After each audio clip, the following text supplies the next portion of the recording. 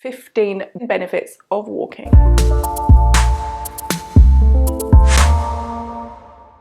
Hey you guys, Lena K here. In this video, I'm going to share with you the 15 benefits of walking. Now, for those of you that follow me on Instagram or Facebook, you might have seen me share my life stories, my daily goal of 10,000 steps. And this is something that I've been doing for a while now, and I can feel the benefits of it so much. I mean, I go to the gym between 3 to 5 times a week anyway, whether it's Zumba or strength training or toning or whatever.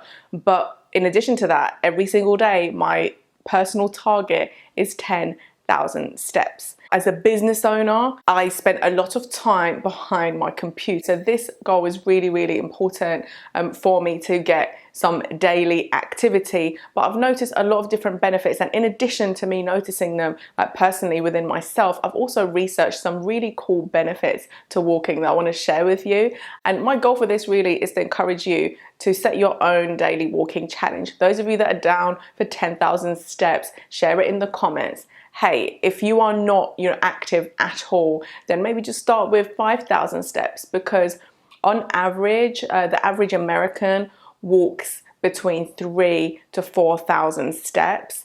But then when we look at the statistics, that over 70% of Americans are overweight, that statistic kind of shows us that maybe that's not enough steps, that's not enough activity for a human being. At the end of this video, I'm also going to share with you tips to maximize this benefit. So let's get straight into it with the first benefit. So the first one is clarity in your thoughts. It's really interesting that when you walk, I found there are 3 stages to this. And so when you are walking, you might initially kind of be caught up in the thoughts surrounding your life, your circumstances, your situations, almost like a cloud of thoughts that you might be walking with.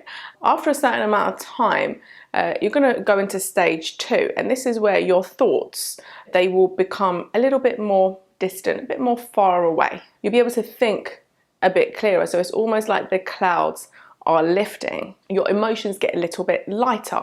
Why? Because thoughts and emotions, they're cousins, okay? They're related. And so because you're thinking more clearly, you start to feel a little bit lighter as well. But if you keep walking, and what I find personally is between 7,000, 7,500 to 10,000 steps, this is when I go into stage 3. And what happens then is really interesting. The clouds are gone. They're gone, or they're very far in the distance. Look, the clouds represent your thoughts. So you can actually be present. You can actually be in the present moment. And this is super powerful. This is where ideas will come to you. This is where solutions will come to you.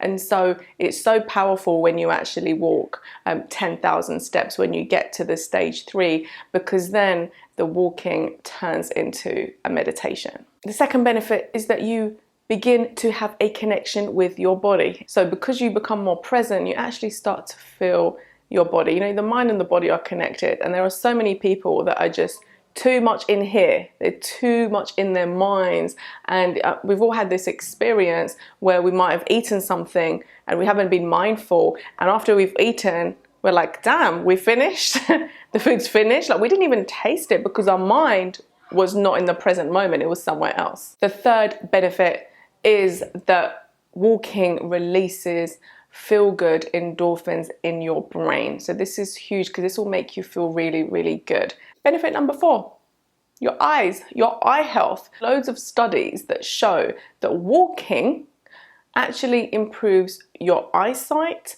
and it helps to relieve the pressure around the eyes. Number 5 is diabetes. There are so many personal blogs and antidotes that people share with their personal experiences, but there are also loads of studies as well that show that walking actually helps to lower blood sugar levels. Number 6, blood pressure.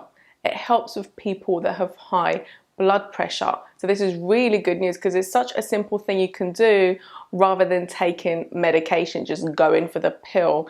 Number 7, heart health. It helps to strengthen your heart. Of course, why? Because when you're walking, it helps to improve your circulation. Number 8, back pain. Okay, if you suffer from back pain, if you are, always sitting down, you spend a lot of your time sitting, maybe at a desk, at your computer, or in front of the TV or whatever it is, walking can actually really help. It's a lot better than just taking painkillers, because painkillers will just mask the symptom rather than going to the cause and actually helping to alleviate the pain from the actual cause of the problem, not the symptom. I hope that makes sense. Number 9, it can help to actually prevent arthritis because it helps to lubricate the joints and it helps to strengthen the muscles around those joints. Number 10, your immune system. We know that exercise boosts your immune system, and walking is actually an aerobic exercise. Number 11, your lymphatic system. Walking is so incredibly powerful because it helps with your lymphatic nodes. So when you're walking, it helps the lymphatic nodes in the chest, near the pelvis, near the armpits. And so because you're walking and your lymphatic nodes are, I don't know what it's called, activated or what have you, it helps your lymphatic system, the filtration, the cleansing, the kidneys. It helps with all of that. Number 12, it can help with weight management. Walking is such a simple way, even if you don't have a gym membership, even if you live in an apartment, you can still walk. If you have 2 legs, then you are so privileged. A lot of the times people start having problems with their knees, with their backs, they have all these problems when they're inactive because the human body is designed to move. Number 13, depression. We talked before about how the brain actually starts to release endorphins when you're walking, right? Well, there's also been a lot of studies that show how people that have chronic depression, if they walk between 30-45 minutes, they can actually alleviate the symptoms of depression. They start to feel a lot better. The exercise is always prescribed by doctors. And again, unless you've got a health condition, and if you do have a health condition, of course, check with, your doctor to see if they recommend walking. But it's such a basic kind of motion that if you have legs and you are able to walk, why not walk? And especially, sometimes people feel stagnant, they feel stuck, they feel depressed. And if they just stay indoors or they just go between home and work, or they don't really have much activity, they have around under 2,000 steps, it makes sense that they don't feel good. I don't feel good if I haven't moved at all. It's different if you're sick and you're recovering, but to have that as a lifestyle. 14, it reduces stress. And I mean, it scientifically and medically reduces stress, not just as in how you feel. I mean, as in the stress chemical cortisol, this reduces. Number 15 is presence. Walking can help you become very present. Remember, step 1 was about your thoughts, how it can really clear your thoughts. And number 15, we have to talk about presence by itself, because when you're present, you can really feel, you can feel the ground under your feet, you can feel the sun on your skin, you can feel the breeze on your face, you can feel your clothes moving up and down you, smell, you can hear the sounds of nature, the sounds of cars and planes, you can taste, you can see, you can visually notice things that you may have not noticed before because you were stuck in your mind. So there's nothing more powerful than making decisions from the present moment rather than from kind of, a cloud of thoughts and confusion. It's much more powerful to walk with the trinity of your mind, your body, and your spirit. And walking can really do that for you. Walking can be the best medicine for your mind, body, and soul. And that in turn will then help you with the career that you have, or the business that you run, or the children that you raise. And you can get a pedometer, count your steps, or you can download a free app on your phone. There's really no excuse. And here are some top tips for you to really maximize the benefits of this. Okay, the first one is to get a good walking trainer, okay?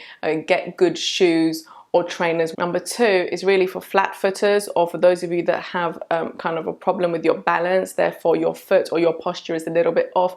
Get prescription insoles. I invested a few years ago in prescription insoles and it was one of the best things. The next tip is just be mindful of your posture, because you don't want to be walking and like you're all, slouched or something. You want to be mindful. Okay, the last tip for this, you guys, is make sure that your arms are actually swinging. So whether you're holding your hands up here as you're walking or you're just letting them swing as you're walking, I'm kind of exaggerating so you can see my hands, but you know what I mean. The kinetic energy from the ground up to your legs, you know, through your hands that gets released. So if your hands are always in your pockets when you're walking, you might end up with pain in all different places because the kinetic energy, it needs to leave your body. Yeah, when people, when they're boxing, they understand the kinetic energy comes from the ground. It comes from the foot. The power in the punch is not from here.